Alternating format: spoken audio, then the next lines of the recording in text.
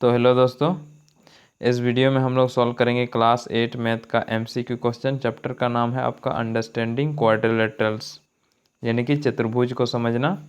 Question number 1 से लेकर 10 तक के सॉल्व करेंगे इसमें, और ये है आपका क्लास नंबर 19, ठीक है। और पिछले की क्लास जितने भी हुए हैं उसका लिंक डिस्क्रिप्शन में है, यदि आपने नहीं देखा तो जाकर देख सकते हैं। और ये है हमारा टारगेट A+ स्कोर करना बोर्ड एग्जाम में। और ये सभी क्वेश्चन आपको कहाँ से सॉल्व कराया जा रहा है? क्वेश्चन बैंक से, ठीक है। तो चलिए क्लास को कंटिन्यू करते हैं। तो देखिए क्वेश्चन नंबर वन में हमसे क्या कहा गया है? यदि किसी चतुर्भुज के तीनों कोनों में प्रत्येक कोण 90 डिग्री के बराबर है तो चौथे कोण है, यानी कि चौथे कोण हमें पूछा गया है, ठीक है। तो ध्यान दीजिएगा, ये है आपका, मान लेते हैं ये है आपका चतुर्भुज, ठीक है। अब इसमें कहा गया है प्रत्येक तीन कोण अलग अलग, ये कोण तीन कोण अलग अलग है। ये प्रत्येक कोण 90 डिग्री है, ये भी 90 डिग्री, ये भी 90 डिग्री और ये भी 90 डिग्री, ठीक है। तो हमें ये वाला कोण पूछा गया है। तो ध्यान दीजिएगा, ये भी 90 है, ये भी 90 है, ये भी 90 है, इसका मतलब ये भी 90 ही होगा, ठीक है। आप तो या तो आप इस प्रकार सॉल्व कर सकते हैं, या तो आप किस प्रकार सॉल्व करते हैं, जैसे कि हम लोग जानते हैं चतुर्भुज के चारों कोनों का योग कितना होता है? 360 डिग्री, ठीक है। तो इसको हम लोग ऐड करेंगे, तीनों को ऐड करने के बाद हमारे पास आएगा ये 9×7 यानी कि 270 डिग्री। कितना आएगा? 270 डिग्री। और हम लोग जानते हैं कि चारों कोण का योग कितना होता है? 360 डिग्री, ठीक है। तो हम लोग क्या कर सकते हैं? 360 में से तीन कोण के मान को हम लोग घटा सकते हैं। तीन कोण का मान कितना है? 270 डिग्री हम लोगों ने निकाला। अब इसमें से यदि हम लोग घटाएंगे तो आ जाएगा 90, ठीक है। तो इसका मतलब ये हुआ कि जो चौथा कोण होगा वो क्या होगा? 90 डिग्री। ये वाला ऑप्शन डी होगा, ठीक है। चलिए आगे बढ़ते हैं। तो देखिए क्वेश्चन नंबर 2। क्वेश्चन नंबर 2 में हमसे पूछा गया है, निम्न में से किसके लिए विकर्ण परस्पर एक दूसरे को समद्विभाजित करते हैं? विकर्ण का मतलब, जैसे कि मान लेते हैं ये आपका कोई चतुर्भुज है, ठीक है। तो यहाँ से यहाँ जाने वाले जो रेखा होता है उसी को हम लोग कहते हैं विकर्ण, ठीक है। तो आगे क्वेश्चन में कहा गया है कि विकर्ण परस्पर एक दूसरे को क्या करता है? समद्विभाजित करते हैं। समद्विभाजित करते हैं मतलब बराबर टुकड़ों में बांटते हैं, ठीक है। जैसे यहाँ था हमारा ये वाला विकर्ण और ये वाला विकर्ण, ठीक है। इस विकर्ण के द्वारा इस विकर्ण को बीचों बीच यहाँ पर कट किया जाता है, ठीक है। यहाँ पर प्रतिच्छेद बिंदु बनाया जाता है। तो ये वाला जो हिस्सा है और ये वाला हिस्सा है आपस में बराबर होते हैं, तो उसको कहते हैं हम लोग समद्विभाजित, ठीक है। इसका मतलब इसको हम लोग कैसे कह सकते हैं? ये वाला जो भुजा है, विकर्ण है, इस भुजा को समद्विभाजित करता है, ठीक है, यदि इधर और इधर इक्वल होगा। उसी प्रकार इधर और इधर यदि इक्वल है तो हम लोग कह सकते हैं ये जो भुजा है, मान लेते हैं ये ए है, बी है, ये सी है, ये डी है, तो हम लोग कह सकते हैं बी और डी, बी डी भुजा ए सी द्वारा समद्विभाजित करता है, ठीक है। इस प्रकार हम लोग इसे कह सकते हैं। तो देखिए, तो क्या हमें दिया गया है? इसमें कहा गया है वो विकर्ण हो सकता है, पतंग हो सकता है, समलंब हो सकता है, या फिर चतुर्भुज हो सकता है, ठीक है। किस स्थिति में जो विकर्ण होंगे एक दूसरे को समद्विभाजित करेंगे, ठीक है। तो यहाँ देखिए वर्ग की स्थिति में ये हो सकता है। वर्ग का मतलब कैसे? जैसे कि वर्ग ये होता है, इसमें जो प्रत्येक भुजा बराबर होता है फिर और यहाँ 90 डिग्री होता है, ठीक है, उसको हम लोग कहते हैं वर्ग। इसमें यदि इसको इसके साथ मिलाएंगे और इसको इसके साथ मिलाएंगे तो ये जो होगा इसके बराबर होगा और ये जो होगा इसके बराबर होगा। तो इसका मतलब ये हुआ कि ये जो है ये वर्ग होगा, यानी कि ये विकर्ण एक दूसरे को समद्विभाजित करेंगे, किसका? वर्ग के, ठीक है। पतंग में वैसा नहीं होता, समलंब भी नहीं होता और चतुर्भुज में भी नहीं होता है, ठीक है। चतुर्भुज, यहाँ ध्यान दीजिएगा, चतुर्भुज का मतलब वर्ग भी होता है, पतंग भी होता है, समलंब भी होता है, ठीक है। लेकिन यह चतुर्भुज अलग से दिया गया है, इसका मतलब ये नहीं होगा, ये होगा, ठीक है, वर्ग। ना, या तो चतुर्भुज का मतलब पतंग भी होता है, मतलब चतुर्भुज पतंग का भी 4 भुजा होता है, वर्ग का भी 4 भुजा, समलंब का भी 4 भुजा, इसलिए चतुर्भुज का ये तीनों, चतुर्भुज का मतलब ये तीनों होता है, मतलब तीनों हो सकता है, ठीक है। और हमें पूछा गया था यहाँ विकर्ण जो आपस में, मतलब विकर्ण एक दूसरे को जो समद्विभाजित करते हैं वो, इसलिए ये वाला ऑप्शन सही होगा। चलिए आगे बढ़ते हैं, देखते हैं क्वेश्चन नंबर 3। तो देखिए क्वेश्चन नंबर 3, इसमें क्या कहा गया है, निम्न में से किसके लिए सभी कोण बराबर होते हैं। सभी कोण बराबर होना चाहिए, ठीक है। तो ऑप्शन में दिया गया है पतंग, आयत, समलंब, समचतुर्भुज। आयत का मतलब होता है वैसे, देखिए आयत का मतलब ये जिसमें लंबाई और चौड़ाई हो, ठीक है, और प्रत्येक कोण 90 डिग्री हो, ये आयत का डिफिनेशन हो सकता है, होता है, ठीक है। ये 90 डिग्री, यहाँ भी 90 डिग्री, जिस यहाँ भी 90 डिग्री और यहाँ भी 90 डिग्री, जिसमें लंबाई और चौड़ाई और प्रत्येक कोण 90 डिग्री हो, ठीक है। तो उसको हम लोग कहते हैं, क्या है ये, आयत है, ठीक है। तो यहाँ देखिए ये वाला क्या होगा, आयत होगा, जिसमें सभी कोण बराबर होते हैं तो आयत होगा। पतंग को भी समझ लीजिए, पतंग का मतलब पतंग जैसा जैसे बनता है वैसा ही होता है पतंग, ठीक है। ये भी नहीं होगा क्योंकि यहाँ ज़्यादा हो सकता है और यहाँ कम होगा, ठीक है। पतंग के केस में यहाँ कम ज़्यादा होता है, लेकिन आयत के केस में वैसा नहीं होता, प्रत्येक कोण 90 डिग्री होता है। समलंब भी कम बेसी हो सकता है, मतलब कम या ज़्यादा हो सकता है। और ये क्या है, समचतुर्भुज। समचतुर्भुज का मतलब होता है समान कोण नहीं, समान भुजा। जैसे कि मान लेते हैं ये एक समचतुर्भुज है, इसका मतलब ये हुआ कि ये भुजा और ये भुजा और ये भुजा इक्वल है। कोण का इक्वल है या नहीं इसका कोई क्लियर नहीं है, मैं यहाँ सिर्फ भुजा में कहा गया है, ठीक है। समचतुर्भुज का मतलब जिसके प्रत्येक भुजा बराबर हो। इसको समचतुर्भुज इस प्रकार भी बना सकते हैं, लेकिन कोण तो आपस में बराबर नहीं होगा, यहाँ छोटा हो जाएगा यहाँ बड़ा हो जाएगा, ठीक है, लेकिन भुजा आपस में बराबर होगा। तो इसका मतलब ये भी नहीं होगा, ठीक है, पतंग भी नहीं होगा, समलंब भी नहीं होगा, ये वाला ऑप्शन सही होगा। चलिए आगे बढ़ेंगे, क्वेश्चन नंबर 4। तो यहाँ देखिए क्वेश्चन नंबर 4 में हमसे क्या पूछा गया है, निम्न में से किसकी आकृति, किस आकृति में विकर्ण परस्पर लंब होते हैं। विकर्ण परस्पर लंब होते हैं, किस में होते हैं ये हमसे पूछा गया, ठीक है।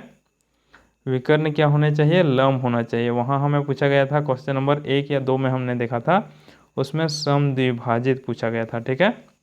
इसमें लंब पूछा गया है। तो देखिए समांतर चतुर्भुज, समलंब या पतंग या आयत, ठीक है। तो ये वाला ये सही होगा, पतंग, ठीक है। समांतर चतुर्भुज को देख लेते हैं, उसके बाद समलंब को देखेंगे, आयत, उसके बाद पतंग। तो यहाँ देखिए समांतर चतुर्भुज, समांतर चतुर्भुज का मतलब होता है वैसे चतुर्भुज जिसके आमने सामने यानी कि समूह भुजा समांतर हो। जैसे कि इसका सामने वाला भुजा ये इसके समांतर होना चाहिए, और इसके सामने वाला भुजा ये इसके और ये समांतर होना चाहिए आपस में, ठीक है। तो इसको हम लोग कहेंगे समांतर चतुर्भुज। तो इसमें जो विकर्ण बनेगा वो आपस में समद्विभाजित नहीं करेगा, ठीक है। यहाँ देखिए यहाँ कुछ बड़ा कोण बनेगा और यहाँ छोटा कोण बनेगा।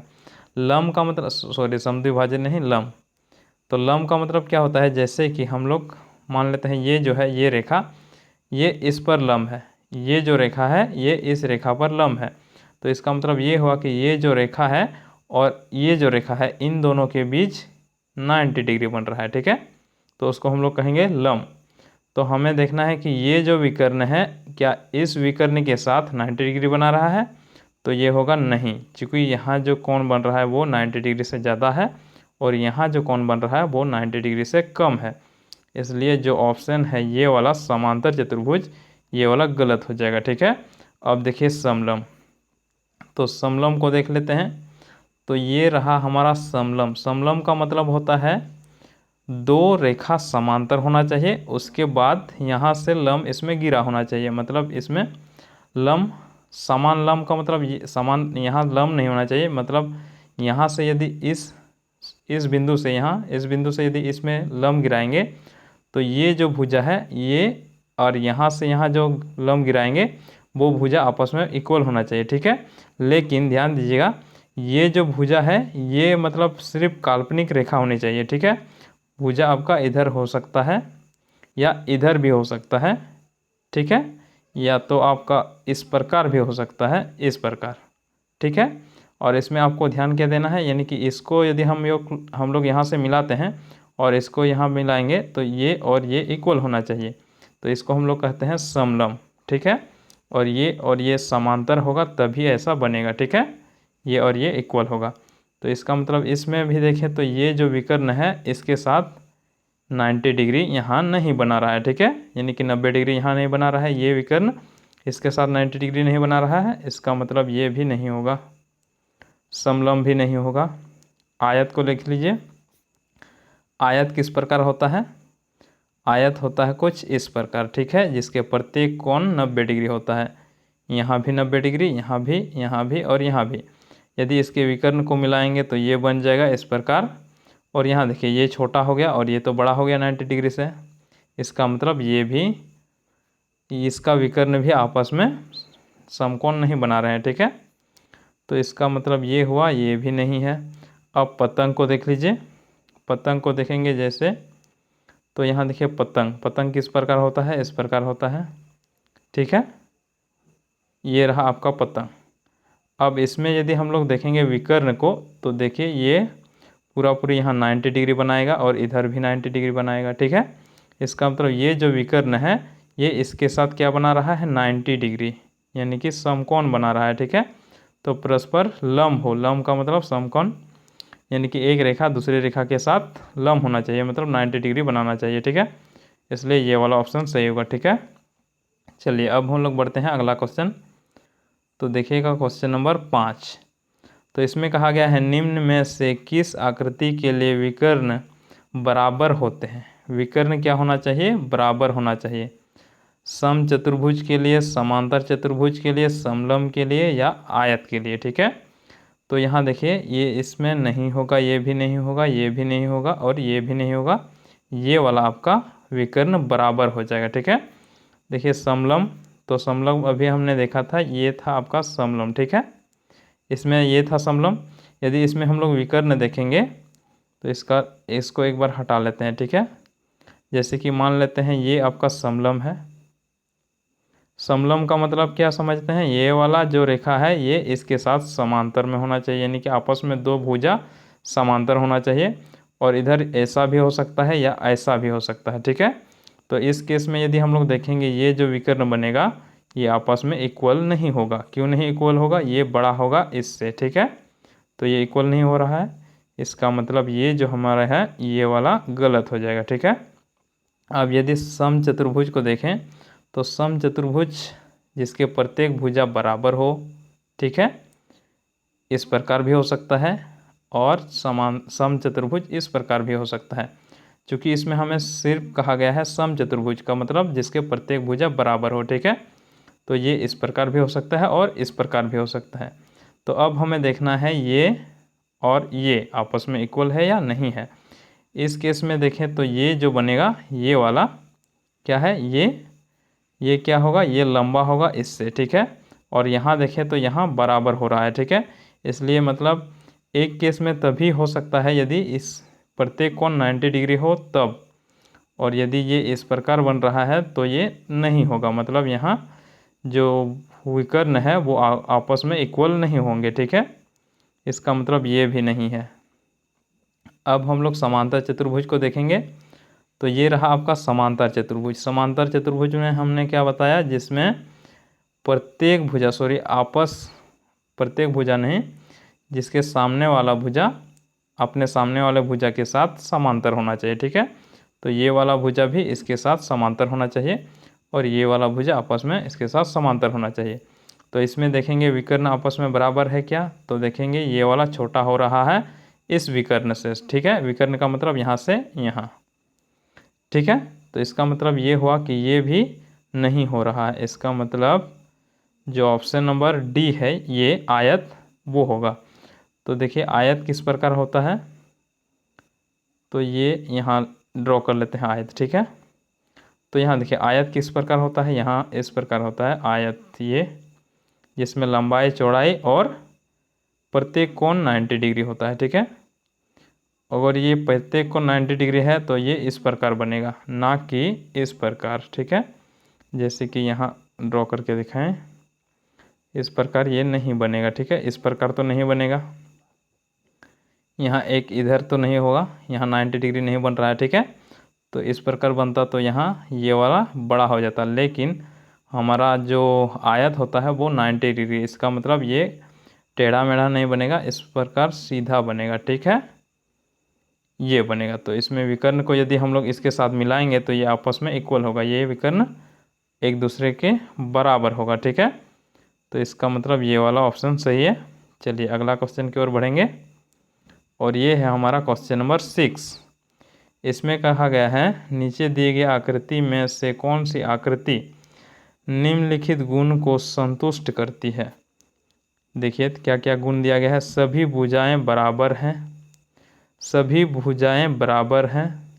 ठीक है, तो देखिए सभी भुजा बराबर है तो इसी में हम लोग सभी को छांट सकते हैं, जैसे सभी भुजा बराबर होना चाहिए, तो सभी भुजा यहाँ बराबर है क्या, ये वाला बराबर है, लेकिन ये और ये आपस में बराबर नहीं है, इसका मतलब ये तो गलत हो गया। उसी प्रकार यहाँ भी देखेंगे ये और ये आपस में इक्वल नहीं है, तो ये भी गलत हो गया। अब देखेंगे इसको, इसमें क्या है, ये तो बहुत लंबा हो रहा है, ये वाला क्या है, ये लंबा हो गया और ये वाला छोटा हो रहा है। ठीक है, इसका मतलब ये भी गलत हो गया। ठीक है, तो आपका ये वाला ऑप्शन सही है। ठीक है, ऑप्शन नंबर सी। इसी गुण के अनुसार हम लोगों ने सब इसको छांट लिया। ठीक है, तो चलिए अब हम लोग बढ़ते हैं आगे।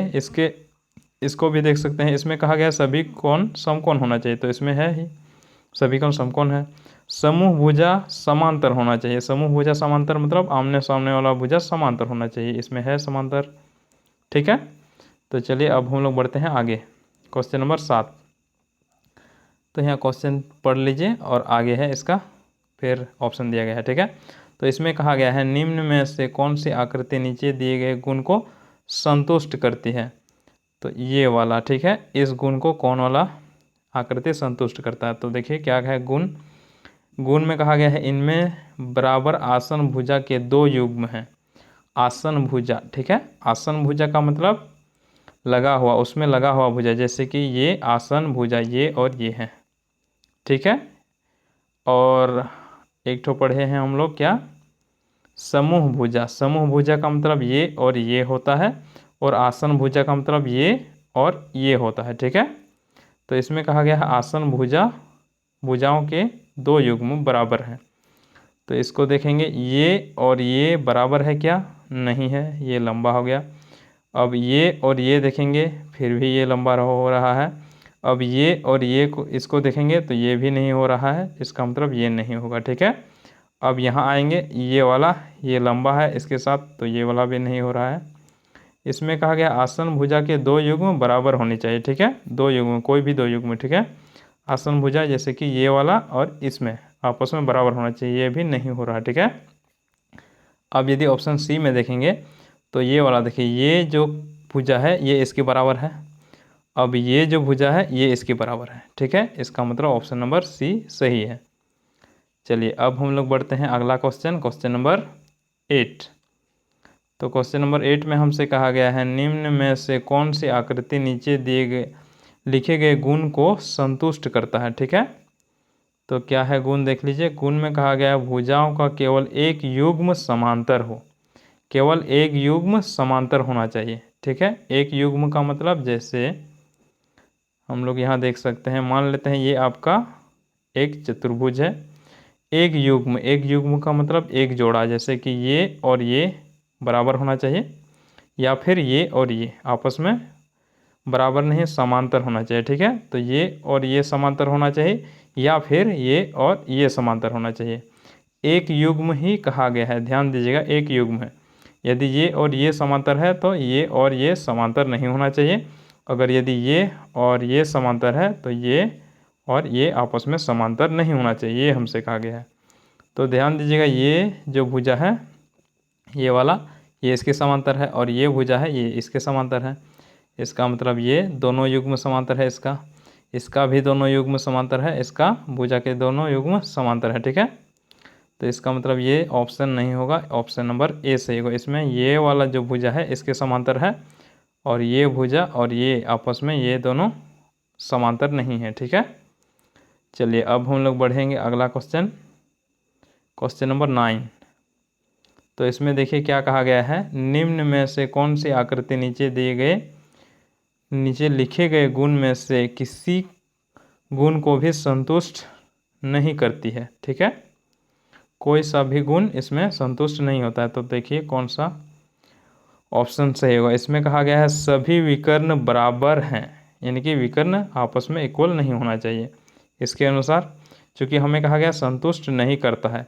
तो यहाँ जो कहा गया है उसका हम लोग उल्टा देखेंगे। ठीक है, तो यहाँ देखिए विकर्ण आपस में बराबर है, इसका मतलब विकर्ण आपस में बराबर नहीं होना चाहिए।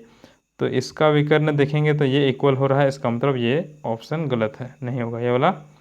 अब यहाँ भी सी नंबर भी देखें तो ये इसका विकर्ण भी इक्वल है, इसका मतलब ये वाला भी नहीं होगा। ठीक है, अब इसमें और इसमें देखना है हमें। इसमें कहा गया है सभी कोण समकोण है, इसका मतलब समकोण नहीं होना चाहिए सभी कोण। तो यहाँ भी नहीं हुआ, यहाँ भी नहीं है, यहाँ तक तो सही है।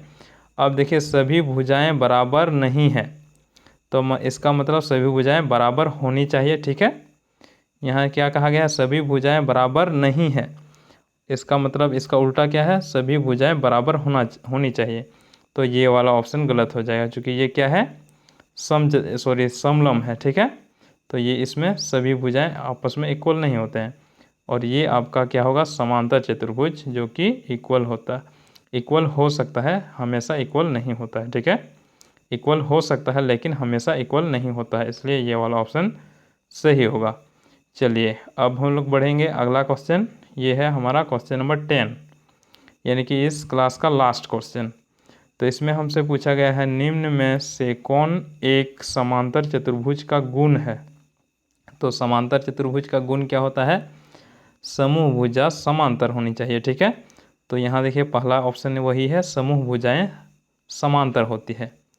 विकर्ण परस्पर समलम, क्या कहा गया, विकर्ण परस्पर समकोण पर समद्विभाजित करते हैं। विकर्ण परस्पर समलम, विकर्ण परस्पर लम होते हैं, और ये इसमें ऑप्शन डी में कहा गया सभी कोण बराबर होते हैं। तो ये जो तीनों ऑप्शन है ये गलत हो जाएगा। ठीक है, तो चलिए कैसे गलत हो जाएगा देख लेते हैं। जैसे कि हमारे पास क्या है, मान लेते हैं एक समांतर चतुर्भुज है। ठीक है, तो मान लेते हैं ये आपका समांतर चतुर्भुज है।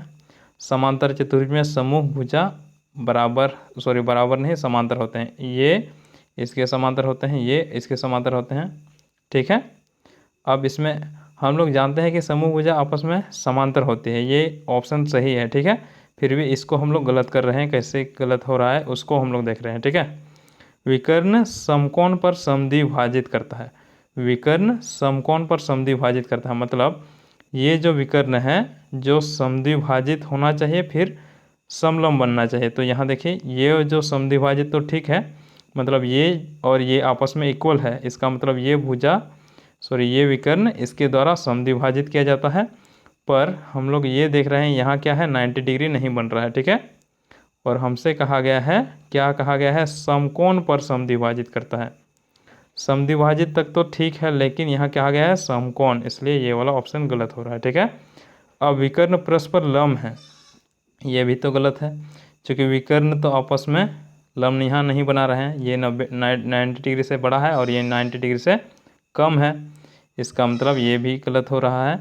अब सभी कोण बराबर हैं, तो सभी कोण कहाँ बराबर नहीं है, ये वाला बड़ा है, ये वाला छोटा है। ठीक है, इसलिए ये वाला तीनों ऑप्शन गलत होगा, ये वाला ऑप्शन सही होगा। ठीक है, तो उम्मीद करते हैं आप लोगों को समझ में आ गया होगा, और यदि कहीं पे आपको डाउट रहता है या कहीं पे प्रॉब्लम हो रही है तो आप हमें कमेंट कर पूछ सकते हैं। ठीक है, तो चलिए फिर यहीं पे क्लास को समाप्त करते हैं। ठीक है।